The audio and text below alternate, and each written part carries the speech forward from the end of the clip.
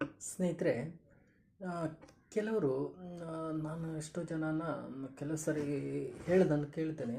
ಅಯ್ಯೋ, ತುಂಬ ಬೋರ್ ಆಗುತ್ತೆ ಮಾರ, ಎಷ್ಟೊತ್ತು ಅಂತ ನಾವು ಟೈಮ್ ಪಾಸ್ ಆಗೋದಿಲ್ಲ, ಅಥವಾ ನಾವು ಎಷ್ಟೊತ್ತು ಕಾಲ ಕಳೆದ್ರೂ ಒಂಥರ ಬೋರ್ ಆಗುತ್ತೆ. ಆ ಥರ ಕೆಲವರು ಗೋಗರಿತಾನೇ ಇರ್ತಾರೆ. ಆ ಕೆಲವರಿಗೆ ನಾನು ಸಜೆಷನ್ ಕೊಡೋದೇನೆಂದರೆ, ನೀವು ಆದಷ್ಟು ನೀವು ಎಜುಕೇಟೆಡ್ ಆಗಿರ್ತೀರಿ, ಶಿಕ್ಷಣ ಸ್ವಲ್ಪನೇ ಇದ್ರೂ ಕೂಡ ನೀವು ನಿಮ್ಮ ಜೀವನದಲ್ಲಿ ಅದ್ಭುತವಾದ ಒಂದು ಜ್ಞಾನವನ್ನು ತಿಳ್ಕೊಳ್ಳಿಕ್ಕಾಗ್ತದೆ. ಕೆಲವು ಪುಸ್ತಕಗಳನ್ನು ಓದೋದ್ರಿಂದ ನಿಮಗೆ ಜ್ಞಾನ ಬರುತ್ತೆ. ಸೊ ಕೆಲವರಂತೂ ಖಂಡಿತ ಅದೆಲ್ಲ ಇಂಟ್ರೆಸ್ಟೇ ತೊಗೊಳ್ಳೋದಿಲ್ಲ, ಓದೋದ್ರಲ್ಲಿ ಆಸಕ್ತಿ ತೊಗೊಳ್ಳೋದಿಲ್ಲ.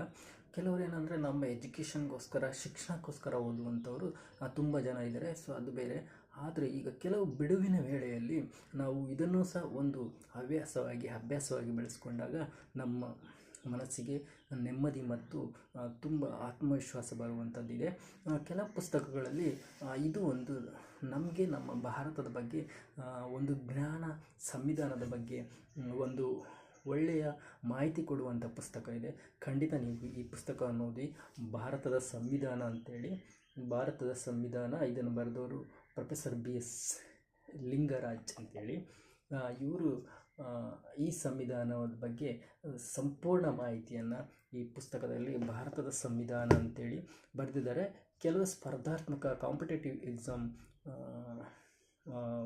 ಬರೆಯುವಂಥ ವಿದ್ಯಾರ್ಥಿಗಳು ಕೂಡ ಈ ಪುಸ್ತಕಗಳನ್ನು ಓದ್ಬೋದು.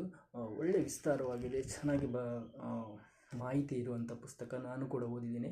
ಖಂಡಿತ ನೀವು ಬಿಡುವಿನ ವೇಳೆಯಲ್ಲಿ ಸ್ವಲ್ಪನೇ ಇಂಥ ಪುಸ್ತಕಗಳನ್ನು ಓದೋದ್ರಿಂದ ನಿಮಗೆ ಅಟ್ಲೀಸ್ಟ್ ನಮ್ಮ ಭಾರತದ ಸಂವಿಧಾನ ಹೇಗೆ ರಚನೆ ಆಯಿತು, ಮತ್ತು ಅದರಿಂದ ಏನೆಲ್ಲ ನಮ್ಮ ಮೂಲಭೂತ ಹಕ್ಕುಗಳೇನು, ಮೂಲಭೂತ ಕರ್ತವ್ಯಗಳೇನು, ನಮ್ಮ ಸರ್ಕಾರ ಹೇಗೆ ರಚನೆ ಆಗುತ್ತೆ, ನಮ್ಮ ಸಂವಿಧಾನದ ಉದ್ದೇಶ ಏನು, ಆದರ್ಶಗಳೇನು, ಇಂಥ ಸರಿಯಾದ ಮಾಹಿತಿಯನ್ನು ಸಂಪೂರ್ಣವಾಗಿ ಈ ಭಾರತದ ಸಂವಿಧಾನ ಅನ್ನೋ ಪುಸ್ತಕದಲ್ಲಿ ವಿಸ್ತಾರವಾಗಿ ಬರೆದಿದ್ದಾರೆ.